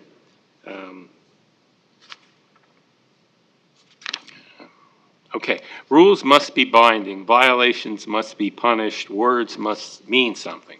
Well, he, during his administration, there was a major violation, at least one, probably more than one, of the INF Treaty provisions. Michael Gordon, in writing in the New York Times in I guess it was January 2014, stated that the United States informed its NATO allies this month that Russia had tested a new ground-launched cruise missile, raising concerns about Moscow's compliance with a landmark arms control accord. And he also said that by the end of 2011, the intelligence community believed that it was clearly a major compliance concern. The original Obama response to this in the State Department's 2012 report was a sentence, or actually two sentences, which read the following. The parties to the treaty last met in the Special Verification Commission in October 2003. There have been no issues raised in the intervening period. And that statement was repeated verbatim on an annual basis until the decision apparently made at a high level to first leak this decision. Leaks the existence of the Russian program, and then actually can confirm it in a formal compliance report in 2014. They talked about responding to it, but they did absolutely nothing. They left office with the missile in the process of actual deployment, and Michael Gordon did another story in early 2017 that the Russians had begun the deployment on this, unlike the, somewhat like it actually, the Trump administration confirmed that immediately. So it's a completely different attitude you will see between the Reagan and the Trump administration on compliance issues, and that's encouraging. Will we have future arms control negotiations? I think we will. Are they likely to be more successful than previous ones? I have a lot of doubts about that. I think Trump administration has a lot of great people in place, and they'll do a better job negotiating it. But you got to deal with compliance. You can negotiate the best agreement that's humanly conceivable. If you don't deal with compliance, it doesn't matter. Thank you. Right. So I think the first thing to say is that we need to accept that arms control treaties are not ends in and of themselves. The NPR is very good on this point. Arms control treaties are designed to increase stability and to provide enhanced security. When a treaty fails to do that, then it has lost its purpose. And when treaties are violated, then the treaty parties that continue to comply actually suffer in their national security, whereas the violator gains advantages. Russia today is a serial violator of arms control treaties. Today, right now, Russia stands in violation of the following: the Helsinki Final Act, the Budapest Memorandum, where they guaranteed the territorial integrity of Ukraine, the Istanbul Accord, where they promised to get their military forces out of Moldova and Georgia, the nuclear initiatives signed by Bush 41 with Gorbachev and then with Yeltsin, the Open Skies Treaty, the Vienna document. As we learned a couple of weeks ago, we got full proof, the Chemical Weapons Convention and the INF Treaty. You can't continue to do arms control negotiations with a country that continually violates its commitments. Now, were Russia to somehow come back into compliance with its treaties, and were we somehow able to get strict verification on the lines of the original START Treaty or the INF Treaty, arms control may be something we can talk about again. But right now, to consider plunging headlong into a new agreement, given 8 existing treaties which are being violated, suggests that you don't care about the violations. And that would be a huge mistake and exactly the wrong signal to send to Tsar Vladimir. I think that what Frank said is very much the case. It needs to be communicated and elevated more to the public and through the media, which is very difficult because they don't want to carry this type of negative message.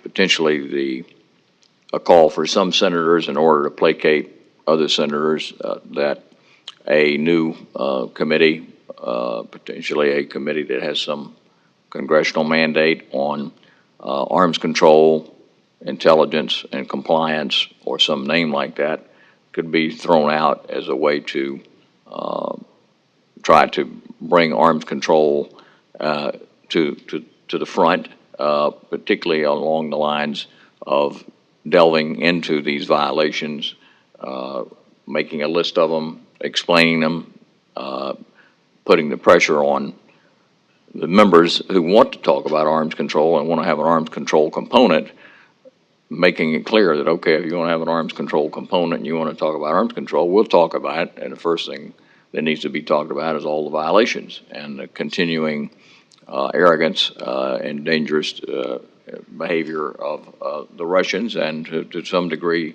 potentially rope in the Chinese and some of the things they're doing, although we have not really had arms control treaties with them.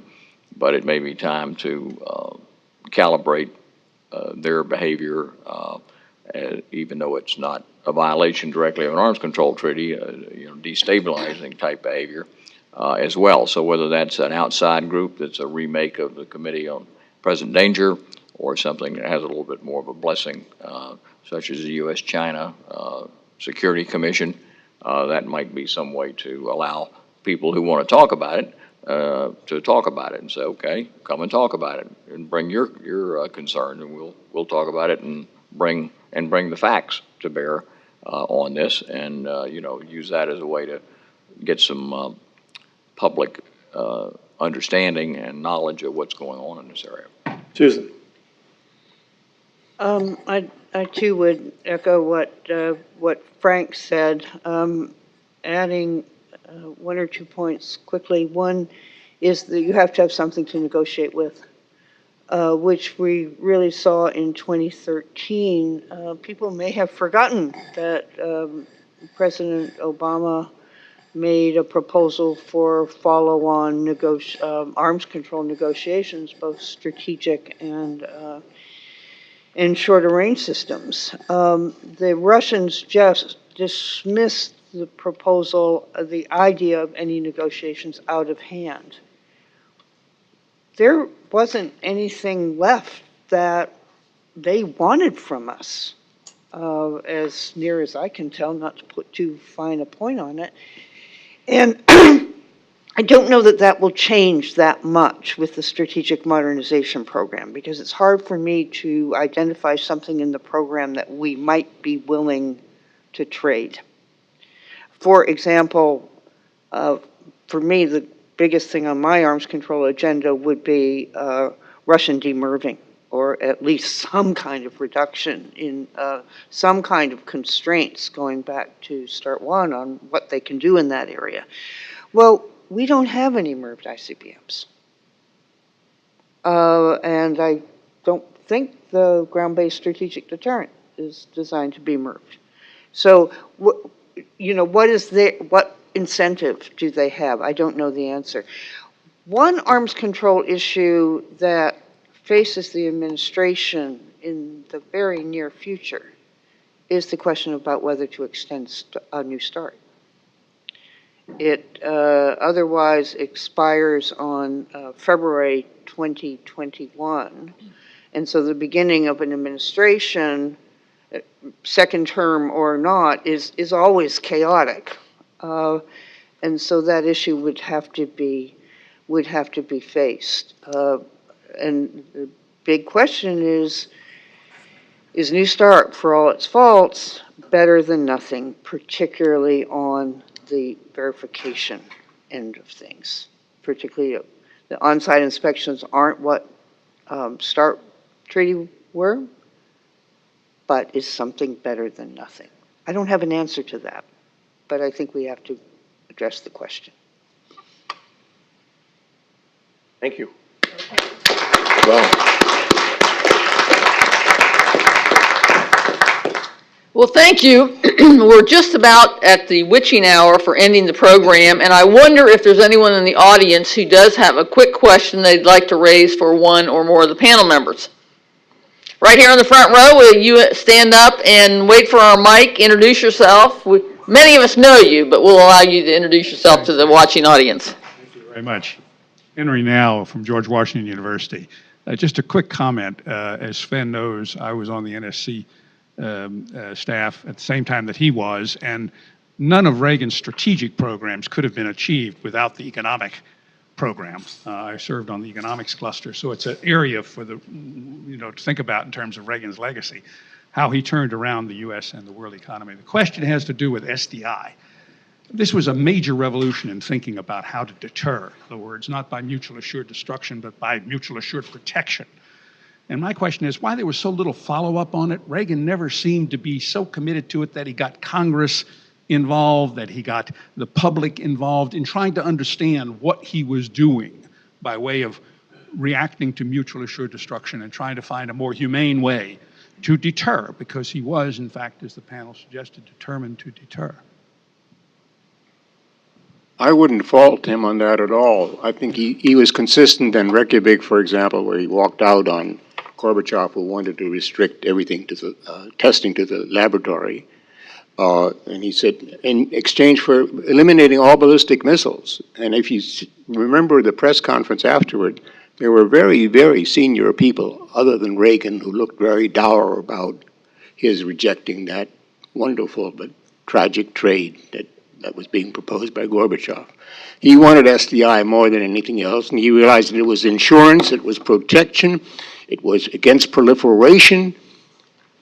It took over the fact that this was we had bilateral treaties with the Russians. The Koreans weren't affected by it. The Chinese weren't affected by it. They weren't limited.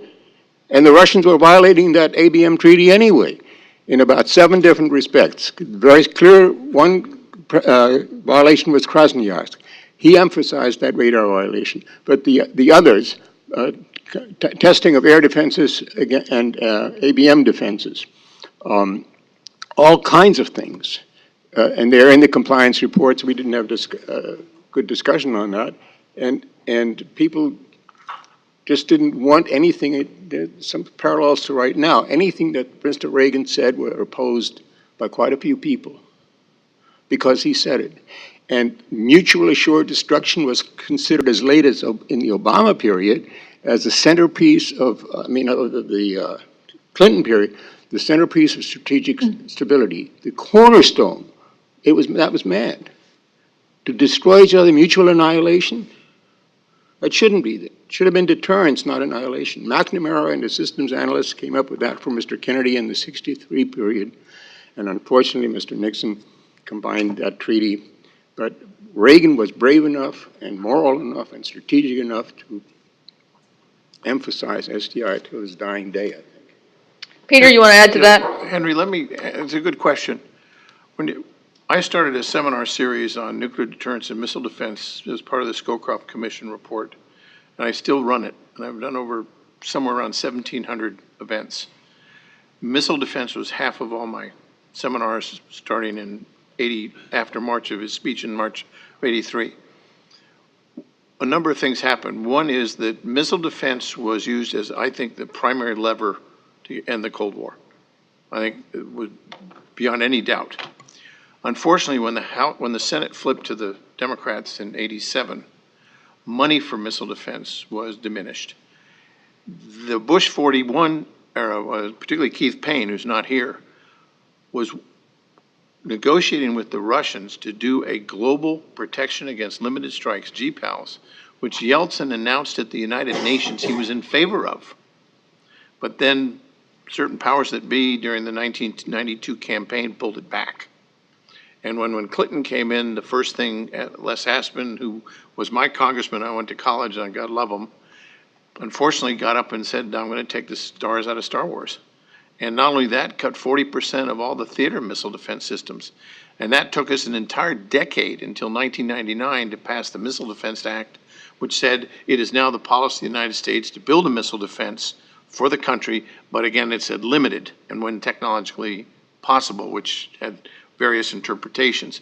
And so we basically, over a period of end of the Cold War to Bush 43, when we deployed something in 2003 and 4, we lost 15 years because of the change in the environment, the end of history. Everything was fine. We didn't have to worry about this anymore.